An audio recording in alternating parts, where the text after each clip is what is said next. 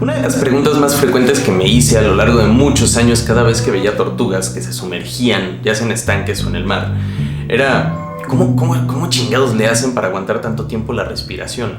También después vi que podían quedarse dormidas dentro del agua o que podían enterrarse durante días o semanas sin problema alguno.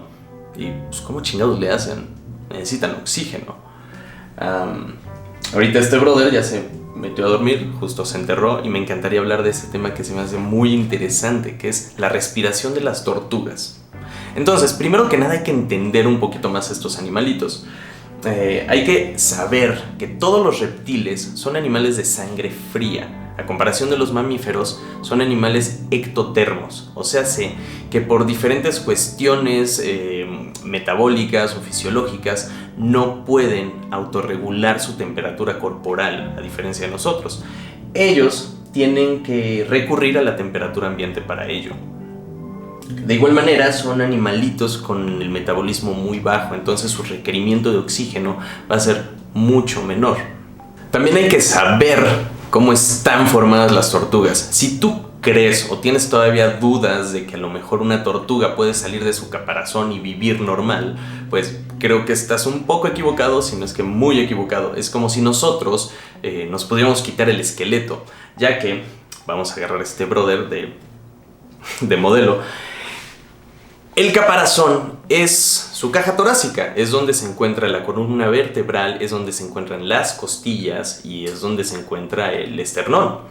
Al estar formado de esta manera, el aparato respiratorio está encerrado dentro de esta caja. Entonces, a diferencia de todos los demás animales en este planeta, ellos son los únicos que no pueden expandir sus costillas. Y por otro lado también no tienen diafragma, que es este músculo que es dedicado a la respiración. Entonces ellos, en vez de eso, tienen una serie de músculos por todo su cuerpo que les ayudan a poder expandir y comprimir sus pulmones, haciendo fuerzas, digamos, negativas, ¿no?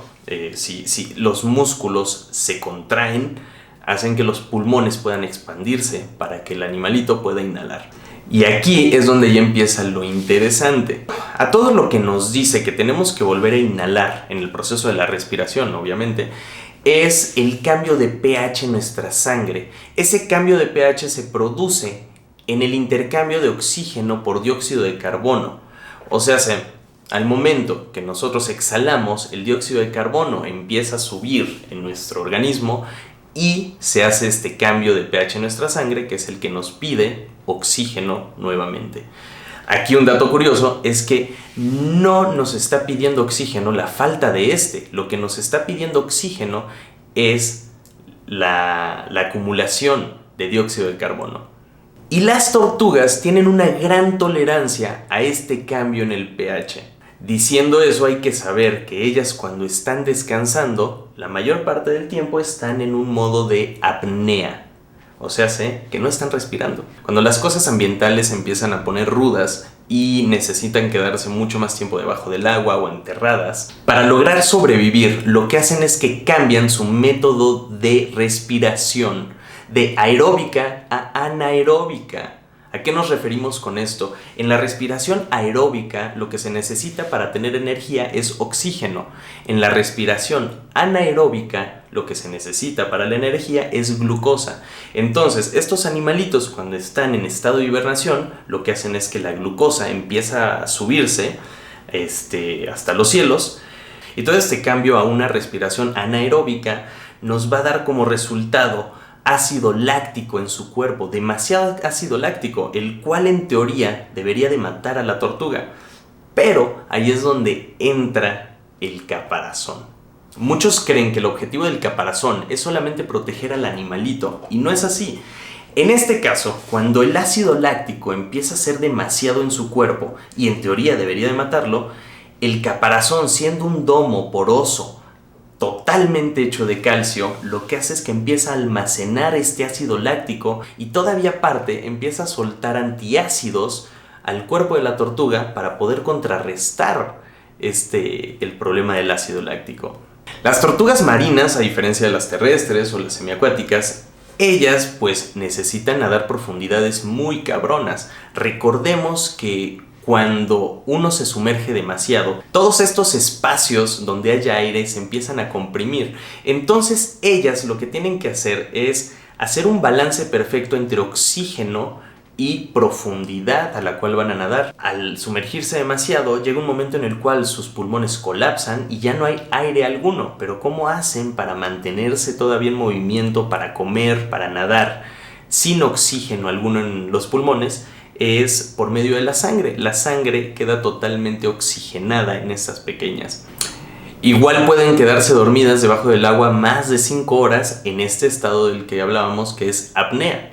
Hay tortugas como la almizclera, como la tortuga pintada. Son tortugas que hibernan y ellas pueden quedarse en lagos totalmente congelados dentro del agua con muy poco oxígeno. Y esas tortugas recurren a una respiración algo curiosa, que es la respiración cloacal. La cloaca es el orificio que está en la colita, que es por donde orinan, por donde defecan y por donde ponen huevos. Bueno, pues estas tortugas, cuando la situación está muy cabrona, como estar en un lago congelado, empiezan a respirar por la cloaca. Hay un intercambio de oxígeno por dióxido de carbono. Junto a la cloaca hay unas bolsitas que ahorita se me olvidó el maldito nombre. Y ellas son las que van a ayudar a este proceso en el cual por la cloaca va a entrar agua, van a quedar en estas bolsitas y ahí van a agarrar el oxígeno que hay en esta agua, el poco oxígeno, y va a haber un intercambio por dióxido de carbono. Y se ha visto en estudios que pueden durar con este tipo de respiración hasta 100 días. Y aquí pasa algo. Los mamíferos, cuando somos privados durante cierto tiempo de oxígeno, vienen ciertos daños neurológicos, pero la mayoría de estos daños vienen a partir de la reintroducción de oxígeno a nuestro organismo. Cosa que las tortugas, ahorita de hecho hay muchos estudios neurológicos de cómo es que le hacen para eso. Las tortugas pueden luchar contra esos efectos negativos. Por lo tanto, es que ellas sí pueden estar privadas de oxígeno durante bastante tiempo y no tener ningún problema neuronal.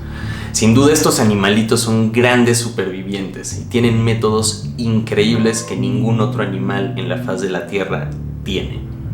Y así es como muchos científicos apuestan a que realmente el caparazón le evolucione a la tortuga para que éstas pudieran enterrarse realmente y pudieran sobrevivir ante cualquier situación extrema.